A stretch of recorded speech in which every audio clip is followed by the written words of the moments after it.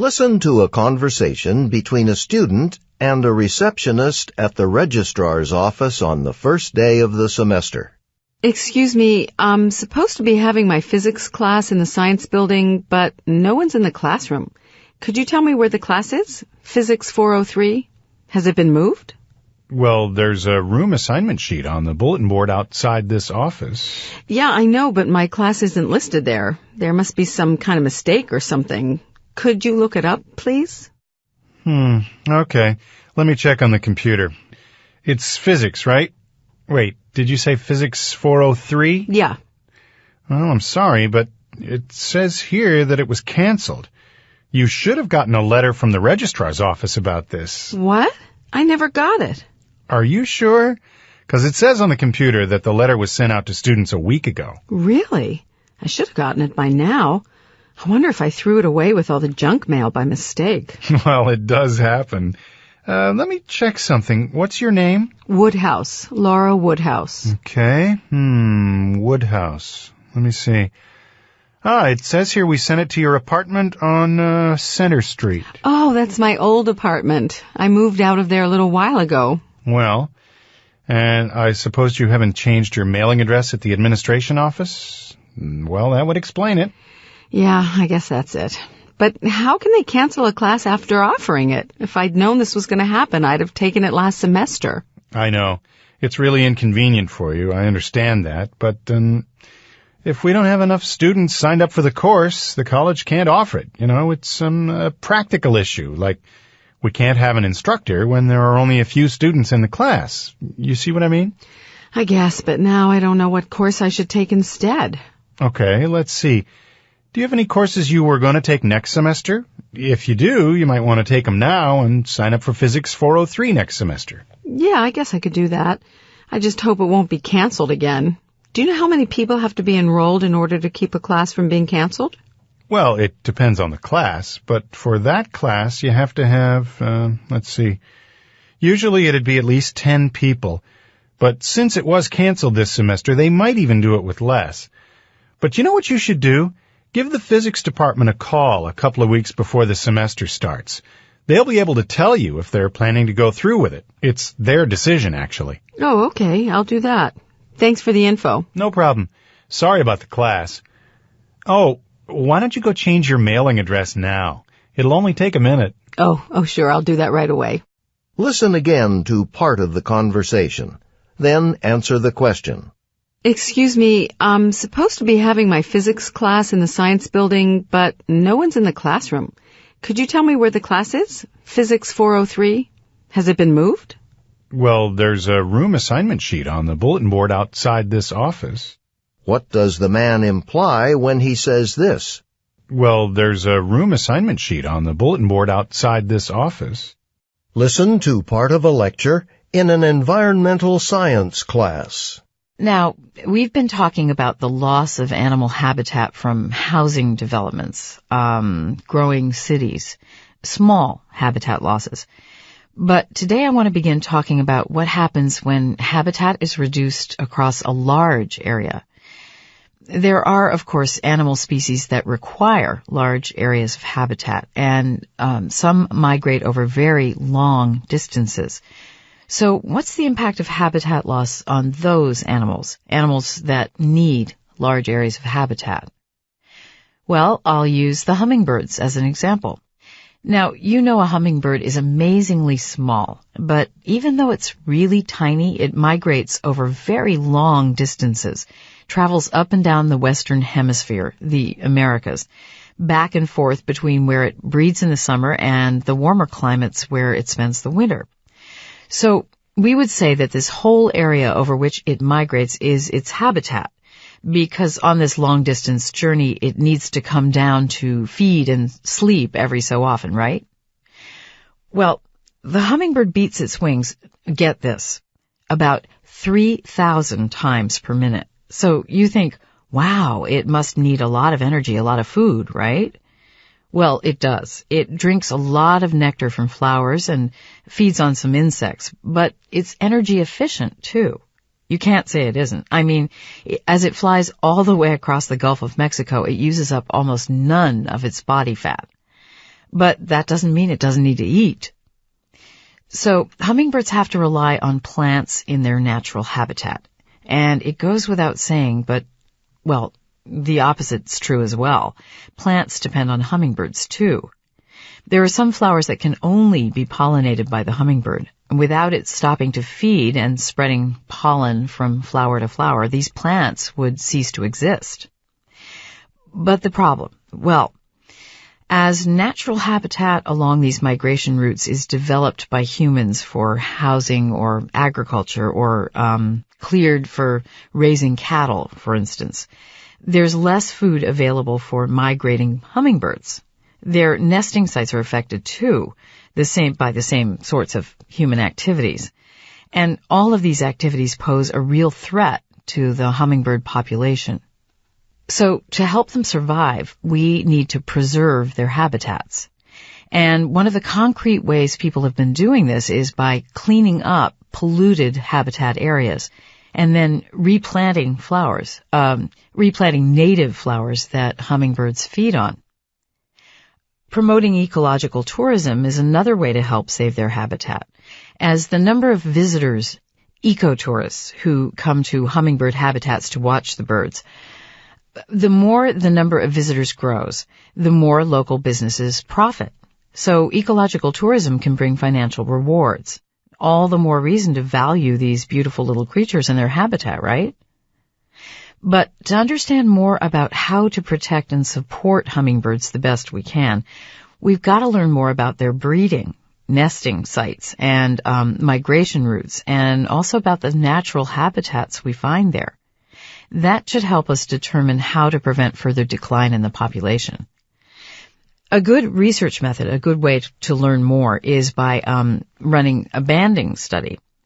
Banding the birds allows us to track them over their lifetime. It's a practice that's been used by researchers for years. In fact, most of what we know about hummingbirds comes from banding studies, where we capture a hummingbird and make sure all the information about it, like its weight and its age and length, are all recorded and put into an international information database. And then we place an extremely lightweight band around one of its legs. Well, what looks like a leg, although technically it's considered part of the bird's foot. Anyway, these bands are perfectly safe, and some hummingbirds have worn them for years with no evidence of any problems. The band is labeled with a tracking number. Oh, and there's a phone number on the band for people to call, for free, to report a banded bird they've found or recaptured. So when a banded bird is recaptured and reported, we learn about its migration route, its growth, and how long it's been alive, its lifespan. One recaptured bird had been banded almost 12 years earlier. She's one of the oldest hummingbirds on record. Another interesting thing we've learned is that some hummingbirds, they no longer use a certain route. They travel by a different route to reach their destination. And findings like these have been of interest to biologists and environmental scientists in a number of countries who are trying to understand the complexities of how changes in a habitat affect the species in it, species like the hummingbirds. Listen again to part of the lecture, then answer the question. So, hummingbirds have to rely on plants in their natural habitat. And it goes without saying, but, well, the opposite's true as well. Plants depend on hummingbirds too. What does the professor imply when she says this? And it goes without saying. Listen to part of a lecture in a film history class. Okay, we've been discussing film in the 1920s and 30s, and how back then film categories, as we know them today, had not yet been established. We said that, by today's standards, many of the films of the 20s and 30s would be considered hybrids. That is, a mixture of styles that wouldn't exactly fit into any of today's categories.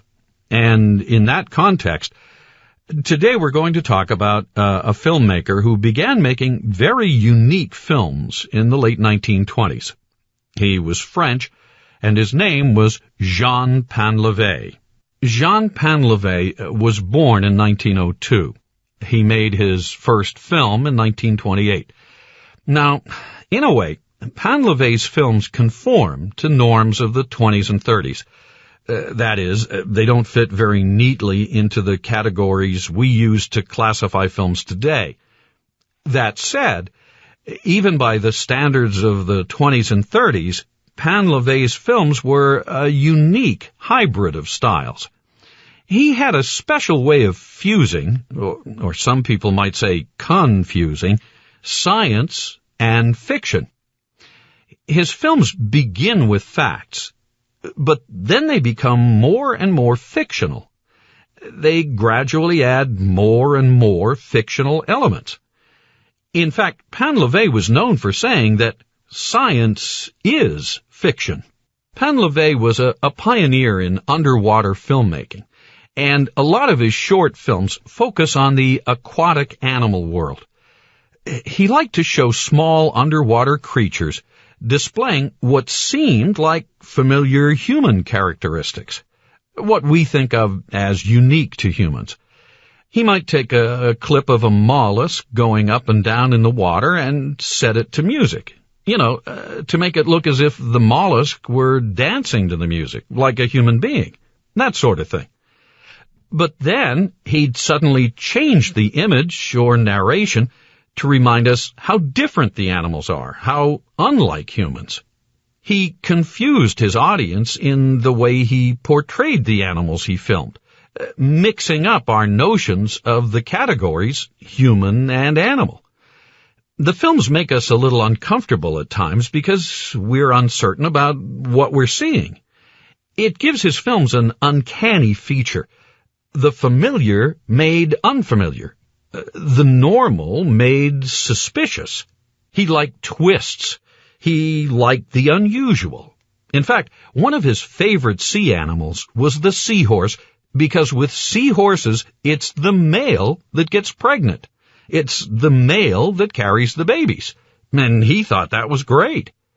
His first and most celebrated underwater film is about the seahorse. Susan, you have a question? But underwater filmmaking wasn't that unusual, was it? I mean, weren't there other people making movies underwater? Well, actually, it was pretty rare at that time. I mean, we're talking the early 1930s here. But what about Jacques Cousteau? Wasn't he like an innovator, with underwater photography too? Ah, Jacques Cousteau.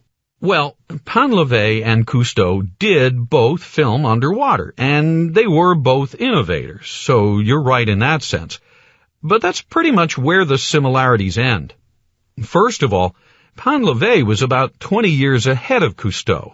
And Cousteau's adventures were high-tech with lots of fancy equipment, whereas Painlevé kind of patched equipment together as he needed it.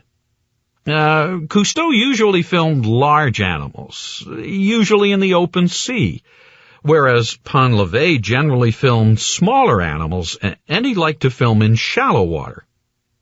What else? Well, the main difference was that Cousteau simply investigated and presented the facts. He didn't mix in fiction. He was a strict documentarist. He set the standard, really, for the nature documentary. Painlevé, on the other hand, as we said before, mixed in elements of fiction, and his films are much more artistic, incorporating music as an important element. John, you have a question? Well, maybe I shouldn't be asking this, but if Painlevé's films are so special, so good, why haven't we ever heard of them? I mean, everyone's heard of Jacques Cousteau. Well, that's a fair question. The short answer is that Painlevé's style just never caught on with the general public. I mean, it probably goes back, at least in part, to what we mentioned earlier, that the people didn't know what to make of his films. They were confused by them. Whereas Cousteau's documentaries were very straightforward, met people's expectations more than Painlevé's films did.